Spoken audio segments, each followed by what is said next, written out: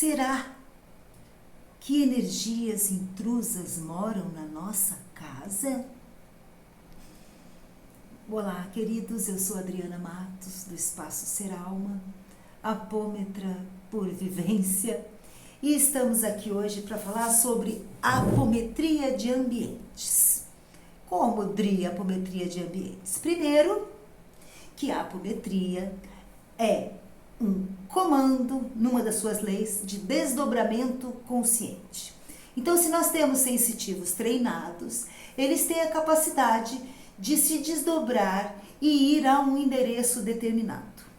E assim, flutuando, passeando, atuando no campo astral, neste campo fluídico que nos circunda, o apômetra tem condições de transmitir ao operador, o sensitivo, que também é apômetra, tem condições de transmitir ao operador as circunstâncias que ele encontra em determinados ambientes.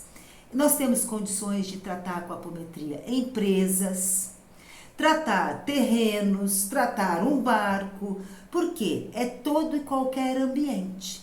Direcionando os comandos para este desdobramento na casa da pessoa, nós vamos trazer tudo o que nós encontrarmos na casa da pessoa. Nós podemos encontrar influências de moradores antigos, influências de parentes desencarnados que por algum motivo estão desequilibrados e acabam estando conosco. Todas essas circunstâncias, gente, quando elas são negativas, elas influenciam negativamente na nossa vida. Então, nós temos que compreender como é a água do nosso aquário para compreender também por onde e como este peixinho está. Nós associamos esta ideia de aquário e o peixinho porque as pessoas têm muita dificuldade em entender o que é espiritualidade. Muitos a confundem com religião. No entanto, a espiritualidade é a água do aquário onde você, peixinho, está nadando. É conhecer estes meandros, as leis que regem, as propriedades desta água. Então, hoje nós vamos trazer aqui um entendimento de como pode ser o nosso entorno, baseando-nos na energia que nós emanamos e que os espíritos emanam. Nós somos espíritos encarnados. O que nos difere é estar, neste momento, com este corpo físico. Este corpo físico é uma resistência para que a gente compreenda o mundo espiritual. Mas não precisa ser.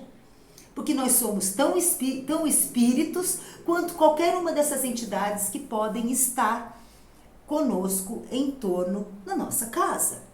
Vamos lá. Como nós nos afinizamos com os espíritos? Nós nos afinizamos com os espíritos a partir da nossa identidade energética. O que você pensa, o que você sente, o que você emana, aquilo que você fala, o que você age, tudo emana um quantum de energia.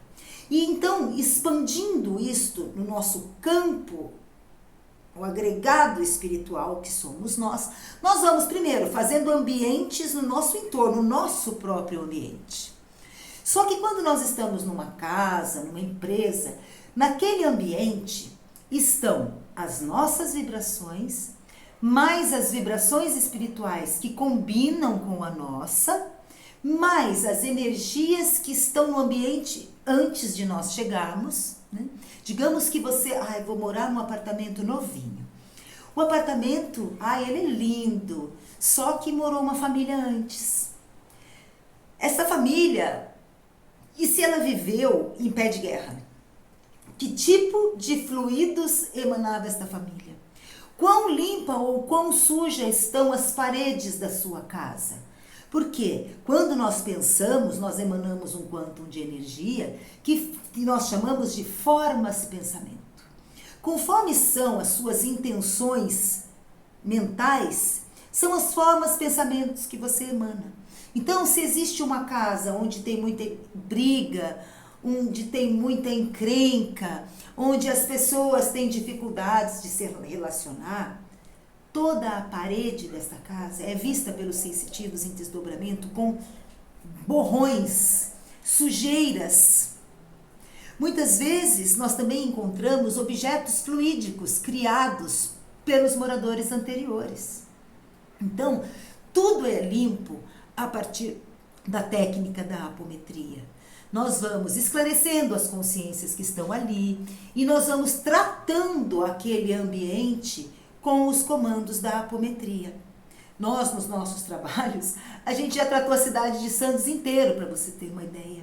A gente já tratou o centro da cidade, que era muito misturado, prostituição, comércio, corrupção, enganação, né? Então, nós temos possibilidades de tratar em grupos, principalmente, onde todos juntos criam uma energia e uma intenção maior, lugares muito grandes.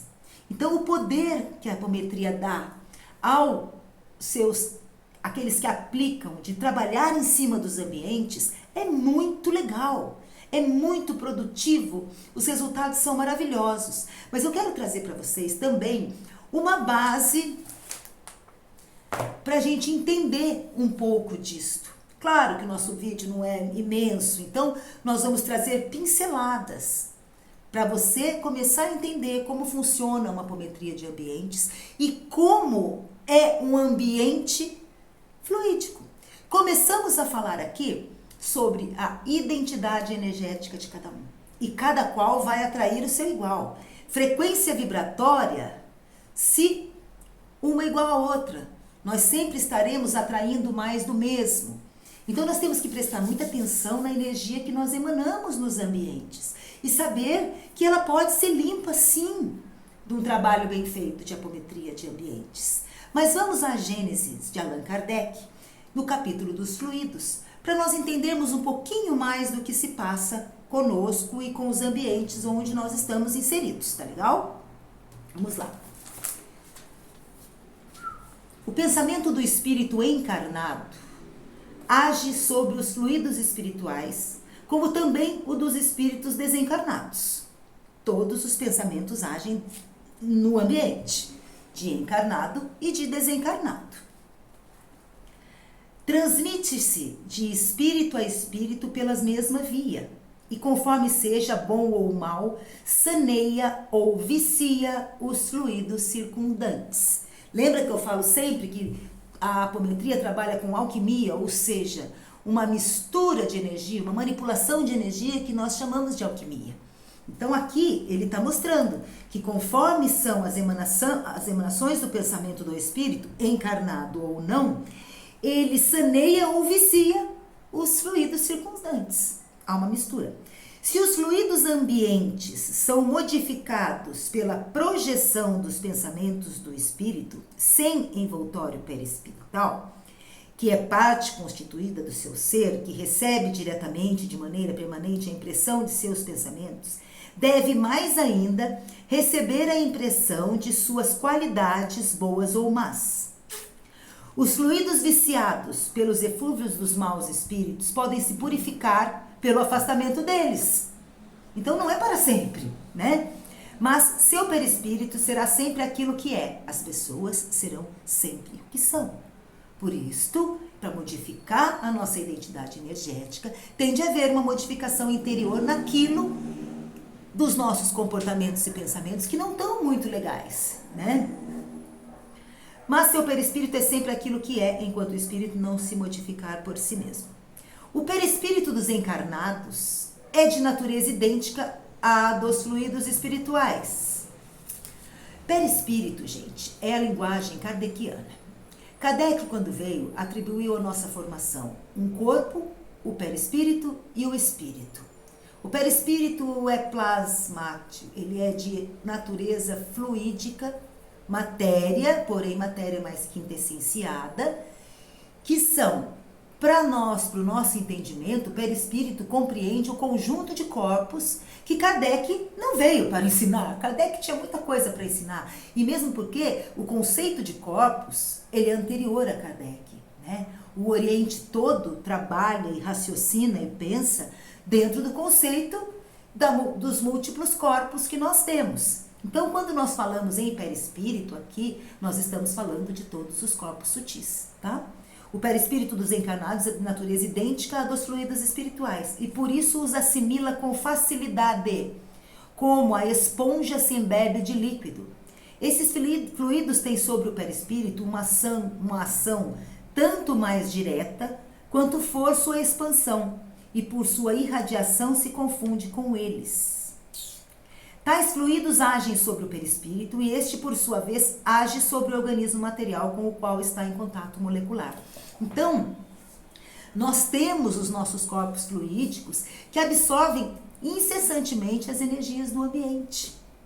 Então, o que cabe a nós? Primeiro, reforçar a sua proteção psíquica. Como é que você reforça a sua proteção psíquica?